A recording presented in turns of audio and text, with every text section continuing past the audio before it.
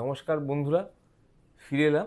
তো আজকে আমি যে টপিকটা নিয়ে ডিসকাস করব ঠিক করেছি সেটা হলো অ্যাডভান্সড ইমেজিং ইন কার্ডিওলজি। মানে ইমেজিং মানে আমরা জানি ইকোকার্ডিওগ্রাফ একটা ইমেজিং, সিমিলারলি সিটি স্ক্যান একটা ইমেজিং, এমআরআই স্ক্যান একটা ইমেজিং। তো এইগুলি সম্বন্ধে আমি একটু ছোট্ট করে বলে দেবো যে মোটামুটি কোন জায়গায় কোনগুলি দরকার। তা ইকোকার্ডিওগ্রাম সম্বন্ধে আপনারা মোটামুটি জানেন, যারা আমার ভিডিওগুলো ফলো করেন বা যাদের কার্ডিওলজি সম্পর্কে ইন্টারেস্ট আছে, একটু পড়াশোনা করেছেন আর কি, তারা জানবেন যে ইকোকার্ডিওগ্রাম একটা হার্টের বেস লাইন। বেসিক্যালি ইকোকার্ডিওগ্রাম হলো একটা লাইক এ আল্ট্রাসাউন্ড, একটা ইউএসজি অফ হার্ট। সেখানে ডিটেলসে আপনার হার্টের যে স্ট্রাকচার বোঝা যায়, হার্টের পাম্পিং বোঝা যায়, হার্টের ভালভের ফাংশন বোঝা যায়। তো ইসিজি এবং ইকোকার্ডিওগ্রাম আমাদের রুটিন কার্ডিয়াক ইনভেস্টিগেশনের মধ্যে পড়ে। যেটা আমাদের অনেকে জানা নেই সেটা হলো কার্ডিয়াক সিটি স্ক্যান, বা যেটাকে আমরা বলি করোনারি সিটি অ্যাঞ্জিওগ্রাম, এবং তার সাথে একসাথে বলতে হয় করোনারি আর্টারি ক্যালসিয়াম স্কোর। আর একটি ইনভেস্টিগেশন সেটা হলো কার্ডিয়াক এমআরআই। এখন করোনারি সিটি অ্যাঞ্জিওগ্রামে আমরা কি দেখি না, আমরা হার্টের ব্লকেজ দেখতে পাই, ঠিক যেমনভাবে অ্যাঞ্জিওগ্রাম আমরা দেখি। এবং এটা অত্যন্ত ইজি প্রসিডিওর, উইদিন মিনিটস, 5 মিনিটসের মধ্যে কাজটা হয়। আহ, এবং এটা করার জন্য কোনো হসপিটালে অ্যাডমিশন দরকার পড়ে না। ওপিডি বেসিসে একটা টেস্ট, এবং অন্যান্য সিটি স্ক্যান যেমন আমরা করি ঠিক সেরকমই আর কি।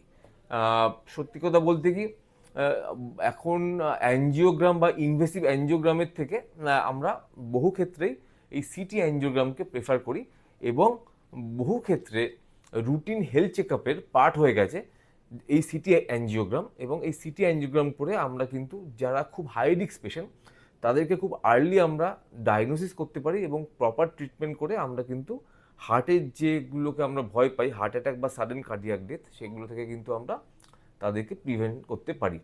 আর তার সাথে ক্যালসিয়াম স্কোর, এটা আমি আগেও বলেছি যে হার্টে ক্যালসিয়াম যত বেশি তার কিন্তু হার্টে তত বেশি অ্যাথেরোস্ক্লেরোটিক বা ব্লকেজ থাকার সম্ভাবনা আছে।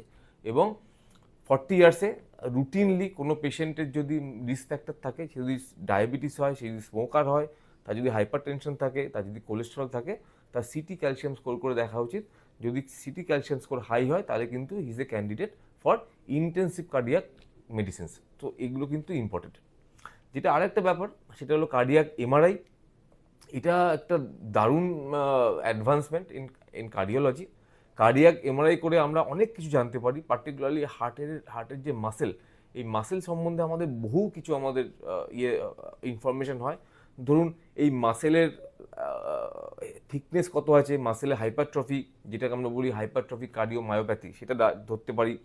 অন্যান্য যে রেস্ট্রিকটিভ কার্ডিওমায়োপ্যাথিগুলো আছে, সেটাতে বড় large group of disease, cardiac disease, সেগুলো ধরতে পারি। মায়োকার্ডিয়াল যেটা স্কার অ্যাসেস করা হয়, যে কতটা স্কার বার্ডেন, এবং তার থেকে প্রগনোস্টিক্যালি আমরা একটা ডিজিজকে বলতে পারি, এবং কি ফার্দার থেরাপি হবে। অনেক সময় যে অটোমেটেড ইন্টারকার্ডিয়াক ডিফিব যে আমরা লাগাই মেশিন, সেগুলো আমাদের প্রেডিকশন হয়। কতটা হার্টের মাসেল ভায়াবেল, কতটা ধরুন অ্যাঞ্জিওপ্লাস্টি করে একটা পেশেন্টের লাভ হবে কি হবে না, এটা অনেক সময় কোশ্চেন থাকে। তো সেটাও একটা ইম্পর্টেন্ট অ্যান্সার এই কার্ডিয়াক এমআরআই থেকে।